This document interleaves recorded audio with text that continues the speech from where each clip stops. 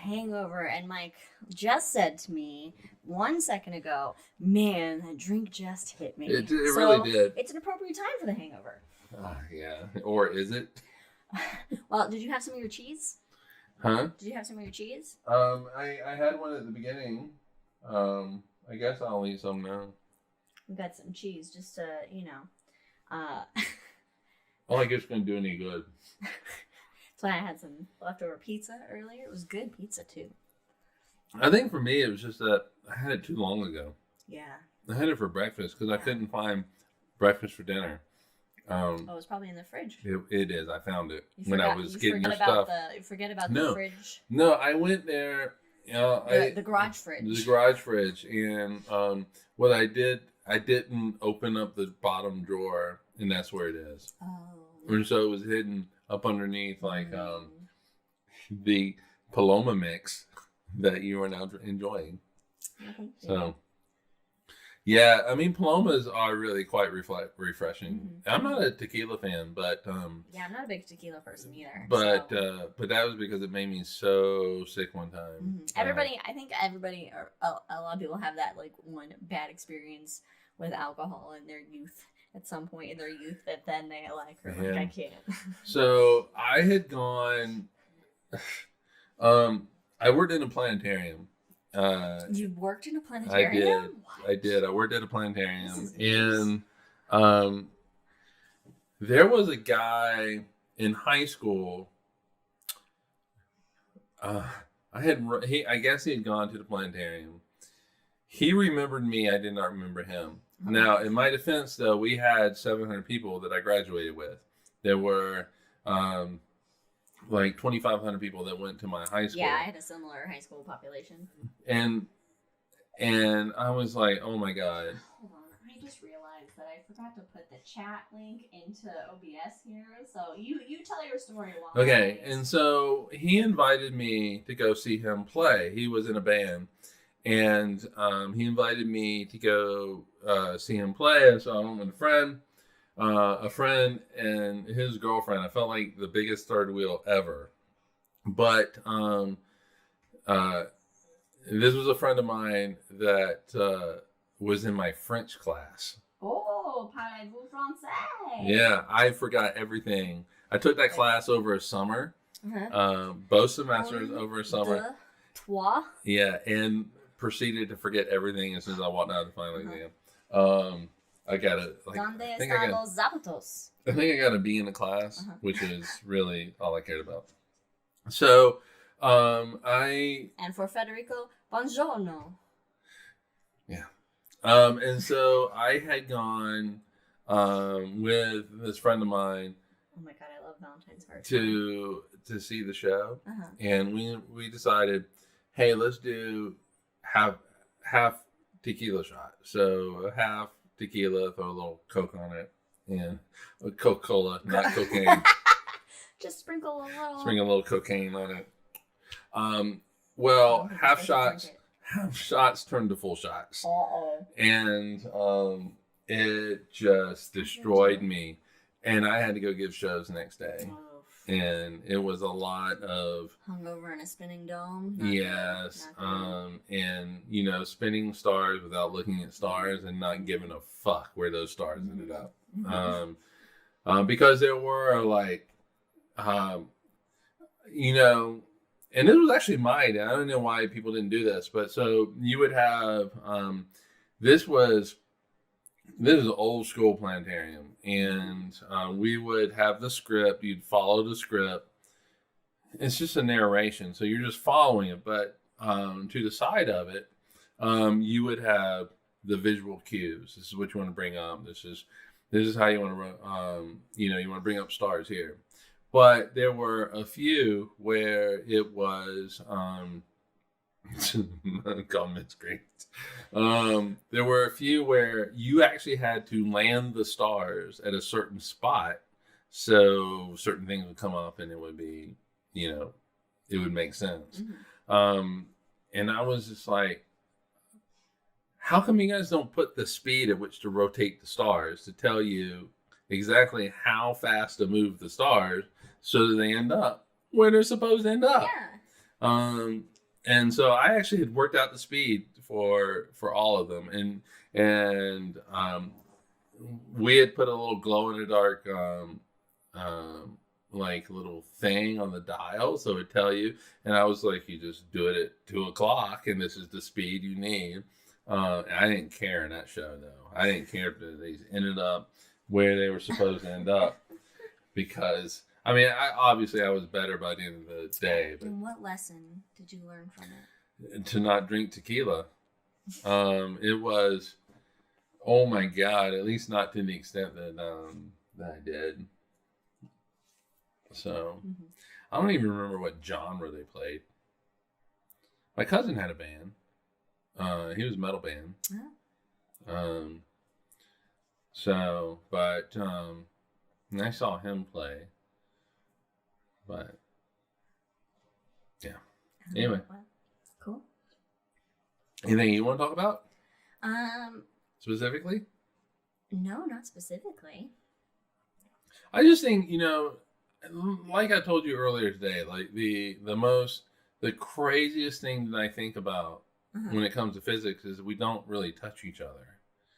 I just find that just absolutely fascinating. But we feel, though. We feel that's because our neurons in our body are actually feeling the pressure. The pressure against. Yeah, but we don't touch each other. And so it's basically, yeah. So it's feeling the repulsion of your electrons with my electrons. You do because you actually are. We have this enough. Has different electrons than this. Well, it has a different pattern. Pattern, yes, exactly. It has different pattern of the material, and so we have so many neurons in our body that we're able to actually, figure out, like how much of this shirt is touching my skin, and is it annoying because I have a sunburn or something like that? And so, but it's not actually ever. No, it's hovering. It's hovering over. Are you actually touching you? Are you?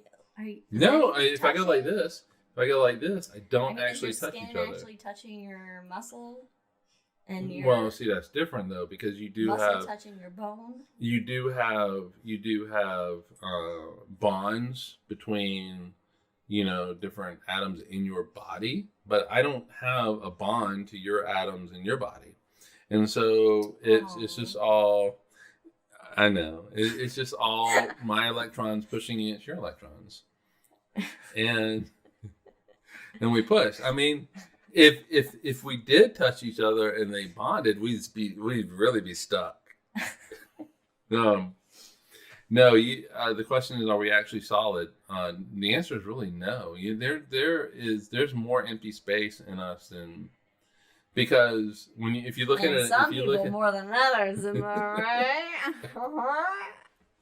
Yeah, I mean, if you look at an atom, you have the nucleus. The electron, compared to how big that nucleus is really friggin' far away. An atom is essentially empty. It's essentially empty, and so we're mainly empty. We just have so many atoms in us that we look like we're solid, but we're more empty than we are solid. It fucks with your mind, doesn't it? You know what? I think that everything, the whole, and this is maybe why people are like, I'm just gonna stick to believing in Magic Skyman, because when you are not someone, I don't know, even if you're studying these things in depth, it's hard to. If you think too long or too deeply about it, it gets real. Yeah, It gets real. And like, wait.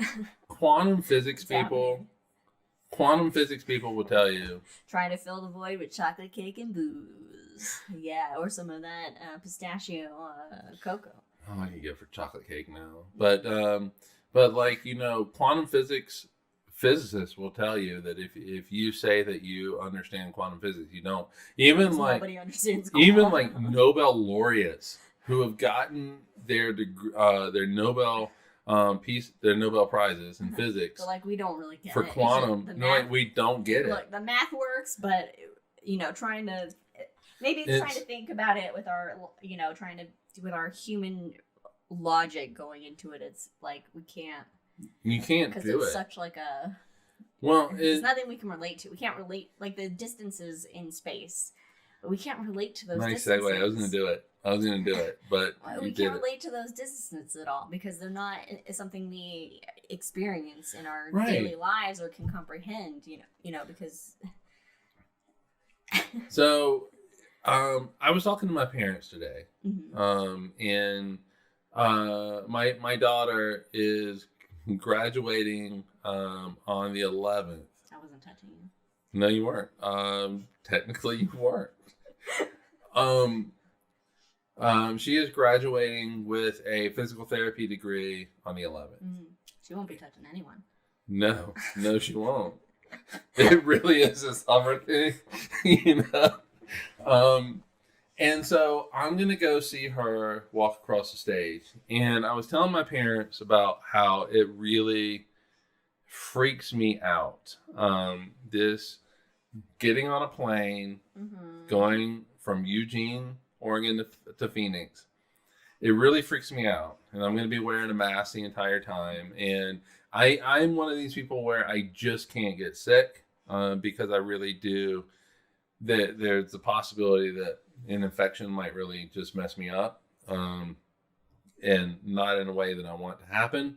And so, is there a way where you would want it to? No, but true. But this trip really does worry me. And I told my parents I had even contemplated driving down there, but it's 1,200 miles, and I can't do that either. You gotta get a K95 mask. I think my mom said she had one. Yeah. Where was I going with this? I don't know. You were worried. You're telling your parents you were scared of going on the plane because you can't get sick, but you're going. You started it. I did start it. I'm just telling you where you were. It actually was friggin' related to the space distances and understanding. Oh, yeah. No. Okay. So, thank you. Yeah, this is what I'm here for. 1,200 miles is a distance I can understand. 3,000 miles is a distance that I can understand because I've driven it, Flying 10,000 miles, 12,000 miles, whatever it is, to Auckland, New Zealand is that I don't understand. I got on a plane and I woke up and I was in Auckland, New Zealand. You were in Middle Earth. I was in Middle Earth. Out of nowhere, you were in Middle Earth. Yeah. I'm gonna count that because we haven't had a lot of drink purposes. So. Do we need a lot of them? I mean, I guess it helps, but. And so when we start talking about astronomical distances, though, it quickly blows your mind. 250,000 miles to the moon. None of us can relate to that. No. We can't relate to that. I mean, we could just throw a lasso around the moon and bring it right here if we want. I really love the Wonderful Life reference. Very good. That is really good. Yeah. And yeah, Jack wears a 95. It just really it scares the hell out of me right now. But anyway, these astronomical distances, you don't have to go far to where you just can't relate to it or understand it. Distance from here to the moon, 250,000 miles. None of us understand that except for Buzz Aldrin and the remaining astronauts that walked on the moon. There's like 13 people that understand that. Yeah, and and so now the closest star to us, 93 million miles. That's a long way that we cannot comprehend. Now, when we start talking about other stars, we don't even talk miles. Especially when you think about like our sun is a star, fact. But then at night and you look and go, these stars are just like our sun, but they're like, you can't even look at our sun directly because you'll be blinded, because it is so close to us. Yet at the same time, it's so incredibly far away from us, from our own, from how we relate to distances. And then you think about those other stars that miles becomes just too many zeros and a too big number that we have to then make up distances, we have to make up units of measurement just to handle these immense distances that we can't actually comprehend. Yeah, and people still don't even understand those. And it's just like, okay, so the closest star to our sun is 4.3 light years away. Now we have completely changed units of distance. And we have picked this really weird, confusing measurement where we turned distance into time, yet it's not a time at all. Yeah, it's how far light travels in a year, which is roughly 7 trillion miles or something like that. And 6 points. Yeah, and you can't comprehend it. Mm-hmm. And then you even go further where light years don't make, where astronomical parsecs. Yeah, and then so you switch from light years to parsecs, which is something like 3.26 light years, which is a distance and not a time. So you can't do the Kessel Run in 12 parsecs because it's not a time. Mm-hmm. Mm-hmm. Exactly, and parsecs is related to parallax. Sorry, guys. Damn, I missed it. That was. No, Mom. There is no up, technically. Do I have to do another drink? No. Okay. There's no up in space. No, and what is up to us is down to Australians. Exactly. That's exactly what I was going to say. It's all. Is Brandon upside down right now? Brandon, from our perspective, he is upside down, and not only that, he's flying upside down. His plane is upside down. But I mean, it's just it's mind-boggling that. I mean, it really, your brain just kind of shuts down at some point, and I do understand, in a way, people just throwing their hands up. And evoking the God of the gaps of these things, and it makes no sense to me. It's easier for me to do, just give up. But when you really do start thinking about things, it's fascinating. And just don't even worry about the quantum side of things. Just the universe is immense. And you start thinking about these distances, and it's crazy. Sure, it blows your mind, but we're able to measure these things that are 13 billion light years away. And you know what's even more mind-boggling is that, so we see this thing that's 13 billion, we say it's 13 billion light years away. It's not really 13 billion light. It's like 100 billion light years away, because the universe has expanded and it's taken it with it, and it's taking us away from it. And so the universe, it's not really 13 billion light years away. No. It's really like it. They don't even really know how big the universe is, but it's at least 80 billion light years away. That separate us now. When the light left that object, sure, 13 billion. But now, because of the expansion of the universe, we're actually much further than that, 80 billion light years away. And that's assuming just a regular constant expansion. Rate of expansion. Yeah, it's not even. Why wouldn't the rate of expansion be constant? The dark energy. Well, I mean, the dark energy is what's causing the expansion, yeah? No. Oh. No. We knew of the expansion prior. It's just, whoa, you're going to hit the microphone.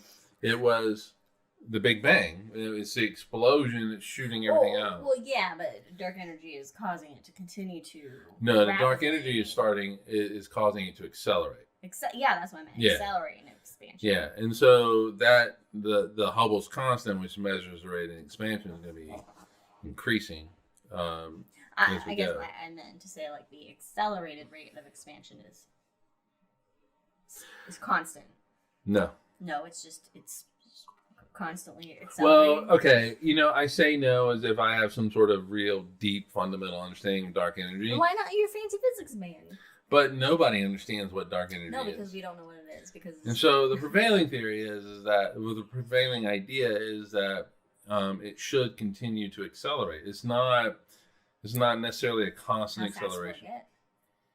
42 All right. dark energy acceleration units. It's always going to be 42. 42 dark energy acceleration units. You know. All right.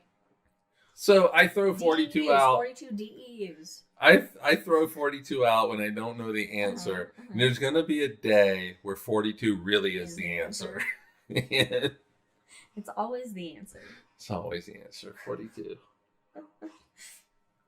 Yeah, and that's why they're saying that the possibility with dark energy is you can have the great rip, the big rip. Right, yeah. It just rips the fabric What of would that space do and to time. us? Would we feel it? If it happened like Probably. tomorrow. If it happened tomorrow, and the universe ripped apart. Oh, well. Just like be like, it's cool. Well, so if you're standing next to a bomb that explodes, do you feel the bomb that explodes? Is it like just a moment where you feel How something? close are you to the bomb? It explodes right next to you. Oh, is that how it would be? Well, if it happens Where would it tomorrow rip? where you're ripped apart, Mm-hmm. I mean, that's a tough question. Is it like an instantaneous rip, or is it like you're falling into a black hole where you're like, oh, this is comfortable for a second, and then you get ripped apart, and then it's not. The ultimate medieval stretching torture device. Yeah, really. Spaghettification. Maybe they knew about spaghettification in medieval times, and that was the actual They were trying to make it idea for the stretcher, whatever it's called.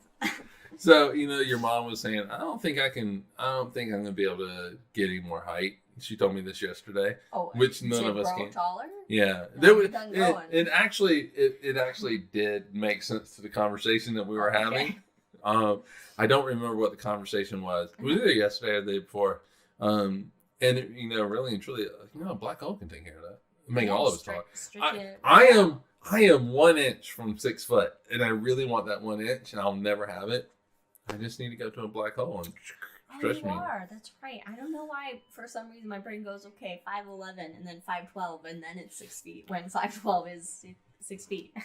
Because you can't have a 5'12". No. I don't remember. Oh, God. I don't know if it was on TV or whatever it was, but there was somebody, they were asked their height. I think you probably have more. So you think so? Yeah.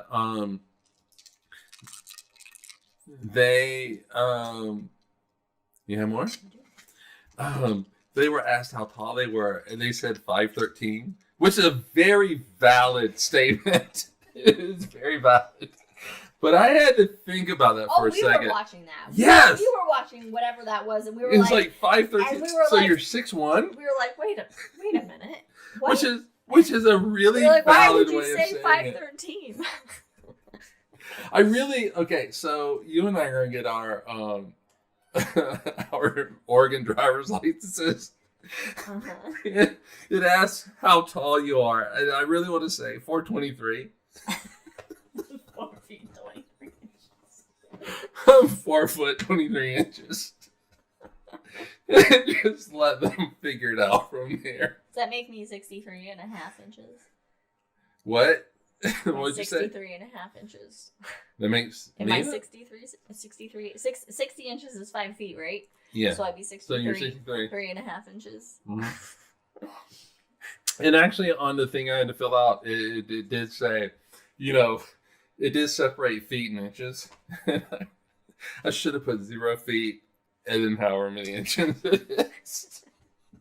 I wonder if they would catch that, or if they just would not catch it and then print it on your license. That would be funny though, to purposely get pulled over just so you can have the police officer look at it and be like, wait a minute. See if anybody notices. It's just so that it just says 71 inches. And see if anybody notices when they look at it, your height. Oh, that would be awesome. That would be funny.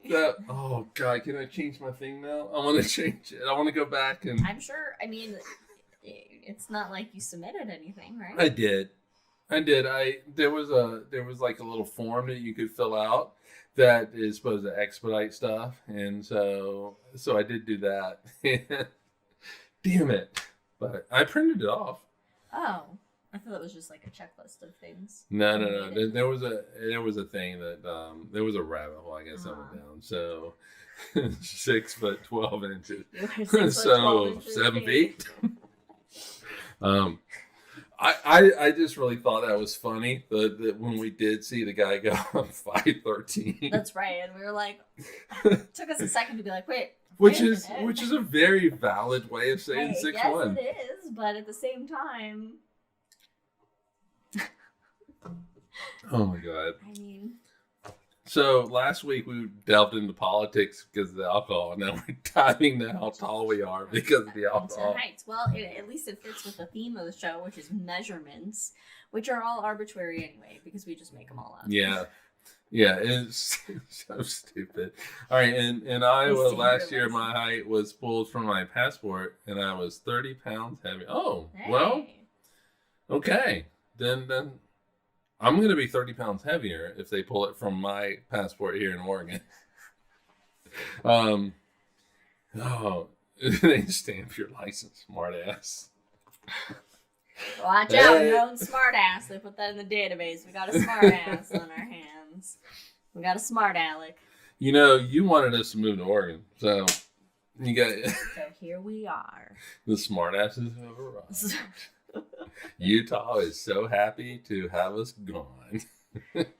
There was something this is not really related, but related. This but is not a hangover. Really related. It's true. I saw something on Twitter that somebody posted that it was like basically like a conversation between, if you had a conversation between Tig Notaro's Star Trek character and Captain Shaw, and just the fucking sarcasm battle, the witty sarcasm that would ensue between those two. They really characters would be. They really are two of my favorite characters.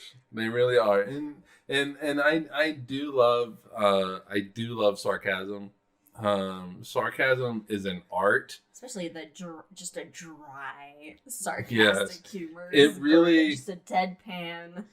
Sarcasm. Yes. Sarcasm is an art, and I know that middle schoolers think that they have mastered it, but they haven't. And we taught them as a pro.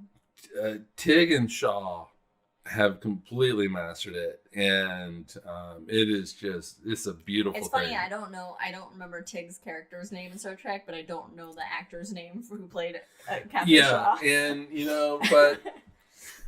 but we can visualize them, right? Yeah. Since we moved to Jackson, sent 3 buy land in Utah. Well, now you can buy land in Oregon, Jack. Come up to Oak Ridge. It's beautiful. Actually, you can move right next to us. Actually. There's an open plot for sale. We would be okay if you built on that land next to us, Jack. Yes. But I don't think it's as much land as you would probably be looking for or want. No. Since it's just like probably a quarter of an acre. But yeah, it's not. But I mean, we are so excited to get to a place where we could put something wrong with my ear. You were staring at it. No. Where we could possibly see the Milky Way. Yes. I even bought a green laser. You did buy a green laser pointer that comes in a tactical case. Which is so weird, but to be honest, it also has a little party effect on it. It did. Filter. And that little thing, which actually breaks the laser up into like a party effect, was screwed in. I was so confused. And I was so disappointed. Like, no, I don't want to. I don't want this. Until I was able to remove it. But I got it so that we could point things out really and truly to your mom in a dark location. Or really even here. I just want to be able to show, like, hey, this is what we're looking at right here. Jack says he's hoping Shaw's character comes back as the emergency engineering hologram. reverse your own polarity. Well, okay. Have you seen it, Jack? Well, he says comes back, so Oh, he knows. yeah. We won't. Well, I don't know. Okay, if you haven't seen it, you're not a Christian. Also, too late. I mean, come on, you've had plenty of time. You've Well, had no, plenty of but time. Brandon hasn't had time to watch I don't it. care. He's not watching. I know he's on a plane right He's now. on a plane. But it is. Oh, the feels you get it. Just to be honest, just the feels you get just seeing them back together. And I don't care the last season of Picard is just Next Generation, the final episode. It just feels. And I'm okay with that, 100%. Yeah, and I've read complaints about the season, about the last episode, and things like that. And to me, it's not what it's about. It was all really about them coming together, and it was they played poker in the end, and it felt like we were part of that poker game. And and so this is the Star Trek of my youth.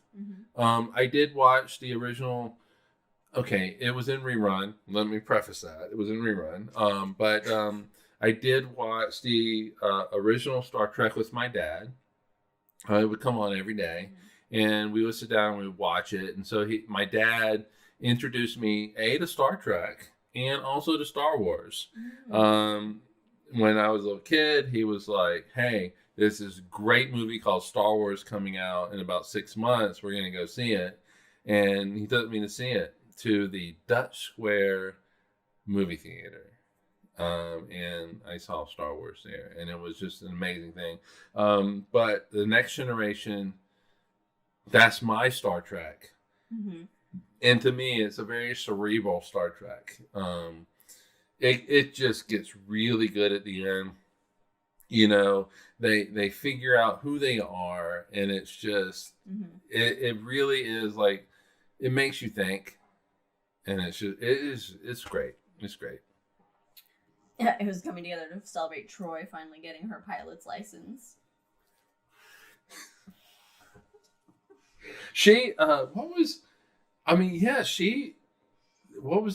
There were episodes where she was, looking to become the commander on, like, it was basically the Night's Watch, but yeah. When they finally switched her into an actual uniform versus into the miniskirt, from the miniskirt versus the for counselor's outfit. It's like, were they trying to just continue on from the originals?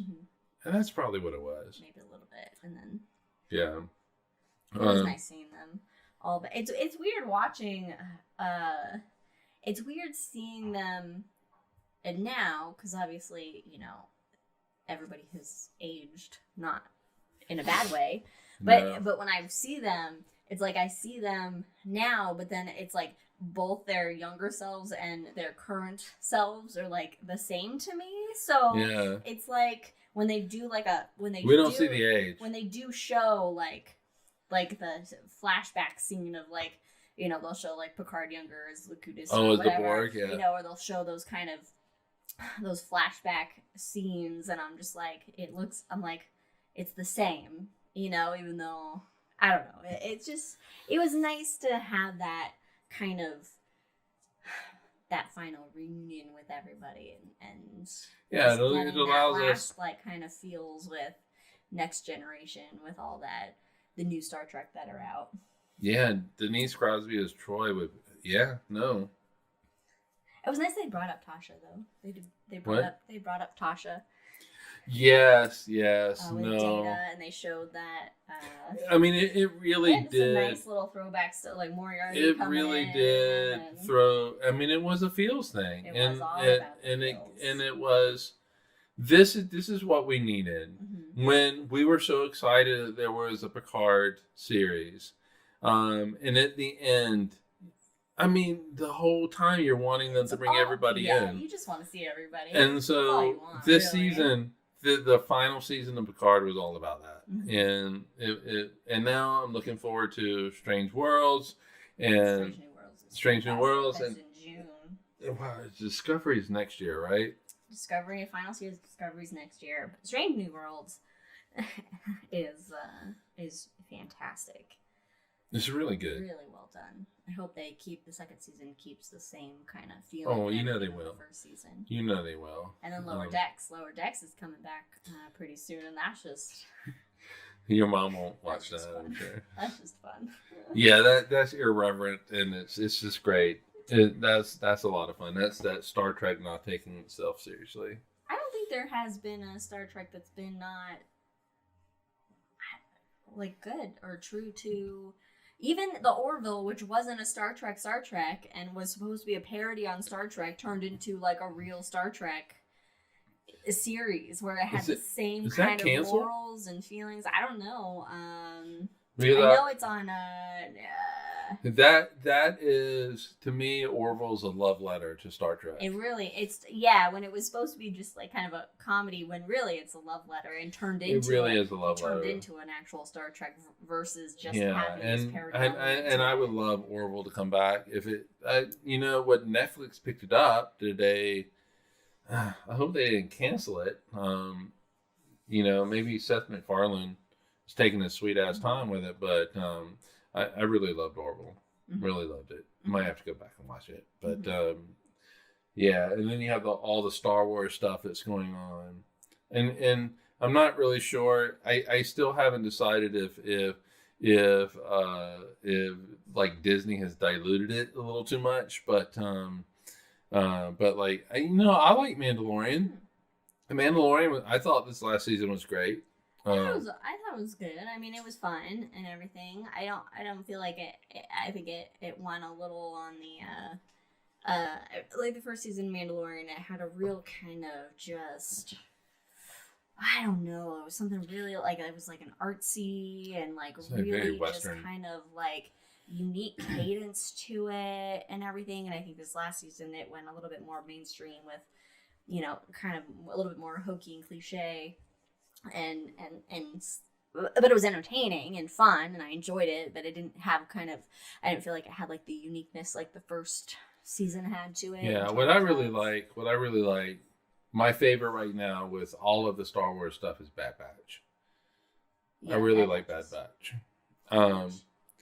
Yeah, and it's just you like with Wrecker in Bad Batch, you just kind of fall in love with him because he's a wrecking ball and a teddy bear. But he is such a teddy bear with Omega, and it's just we have to finish Andor because I know that Andor is supposed to be really good. Yeah, we only watched one episode. Yeah, I think it was Star Wars Overload at that point, and and the first episode I don't think necessarily just really kind of pulled us in. So Almost Australian is also another episode thing you need to watch, which is not Star Wars related at all. Wow, way to. Well, in this part of the Hangover, we go not politic, and we just talk about the shit we're watching. So I really felt like last time I went down an angry politics rabbit hole. Mm-hmm. Now we're just going to talk about things we love. Right, and so this time I really did try to make it so that I would not talk about politics, even though there's a lot of things that really do make me angry right now, and I just want to beat my head on the wall. But there's also a lot of just amazingly great things to life. And these stories that are told, whether they're Star Trek or Star Wars. Celebrating different things, different people, different ways of thought. Like the Almost Australian you reference, which is something we just discovered on Netflix. It's from like 2020, and it's an actress who was in Harry Potter. She played Professor Sprout. Professor Sprout. She's a British woman who hates kids, ironically. And she, her partner is Australian, and she got her Australian citizenship, and so it's interesting because it's her kind of traveling through Australia, trying to figure out what it means to be Australian and the Australian dream, and she's encountering different people in different walks of life, and also she's seeing a side where she never thought about, you know, the Aboriginal or the, you know, the people who had, you know, are treated basically the same way as Native Americans are here, where they're just kind of shoved out of the way and put in poverty. And so she's looking at that aspect, you know, of it. And I don't know, it's just a really kind of like, you know, she's like everybody's grandma, you know, like she's she's had an opinion about something, and then somebody has given her a different viewpoint, and she has apologized. She was like, "Oh, I'm sorry, I did not think of it that way," and she then changed her. And I was like, "That's all it takes." That's all it takes. That's all it takes. That's all it. That's really and truly is all it takes. It's just like kind of it's an interesting series. That's kind of a way just to kind of look at different people and different ways of thought while they still live in the same country and have different experiences, and just to kind of be a part of that and recognize it and acknowledge it. So it's, I do think that we all need this. And that's what Star Trek does too. It's like you're experiencing these different cultures, different species, different ways of life, different languages that then they're trying to then, you know, cohabitate with, or to understand and to get along with and to be respectful of. And I think that's just kind of what we all just need. Yeah, I was really, there was some conversation I think we were having, me, you, and your mom, and I was just like, can't we just get to the Star Trek universe? Like now. Can't we just do it? Oh, I remember what it is. I'm not going to bring it up here, but I do remember what it was. No angry politics. And so it was, can't we just hurry up and get to the Star Trek universe where... I just want replicators. I just want to...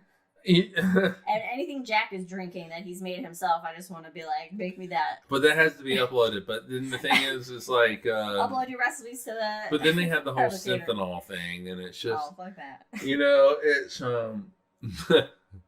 It's alcohol without the effects of alcohol. What's the point of alcohol then? Yeah.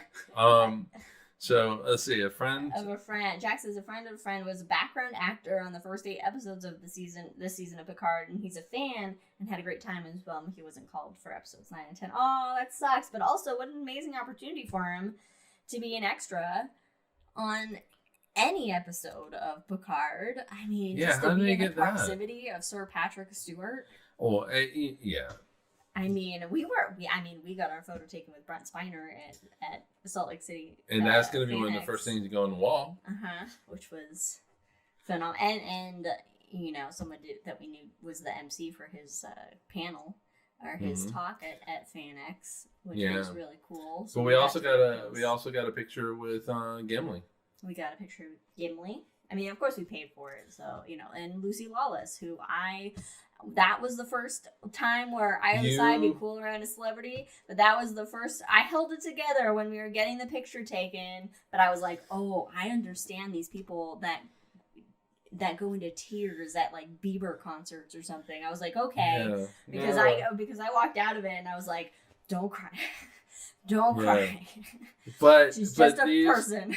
Okay, I'm the first one to say, don't meet your heroes. Never meet your heroes. But if you are at a Comic-Con, meet your heroes. You don't get to really know who your heroes are, on a personal level. But when you get to meet people that just made such an imprint on your life, it really is, it moves you to tears. It really does. And, if Patrick Stewart, Sir Patrick Stewart, were to walk in here right now, first of all, your mom would tackle him downstairs, which don't do. No, he's a treasure to the world. He's a treasure to the universe. I mean, but if he were to walk up here right now, I would probably just immediately just become a blabbering idiot. Sir Stewart. Yeah, I mean, exactly. And like Ian McKellen. Sir Ian McKellen, if he were to walk in here, these are people that you feel like you have such a bond to. Oh, he's arrived precisely when he means to. Take a drink. Oh man, should we wrap this up? Mm-hmm. All right. Well, all right. Well, thank you for spending 2 hours with us today. If you've been with us the entire 2 hours. If not, thanks for joining us for the Hangover. Yeah. So again, we're gonna be back in about 3 weeks. Mm-hmm. It's gonna be a high in the sky. We're April talking about 20. May 21st. Oh, Adam, you met Adam Savage? Yeah, that's one too. That his cosplay work is phenomenal. Yeah, and his Comic-Con dresses up stuff that he does. Anyway, okay, we'll wrap it up. All right, so join us in 3 weeks. We're not going to be here next week because we're moving. And then the following week we'll take a break so we can then get a more consistent schedule going to avoid some other stuff we have coming up. Yeah, so join us on May 21st. We're wrapping this up on May 21st, and we're going to have a nice little high in the sky where we talk about what you can see in June. Yes. Yeah. And then after that, we'll figure out what's up. But the mid-June one is definitely going to be a, Sky Gaze. Sky Gaze. We can't. No, let's probably count counting as a copyright. Well, whatever. All right. Anyway, thanks everybody for joining us. Cheers, everybody. We'll see ya. Bye.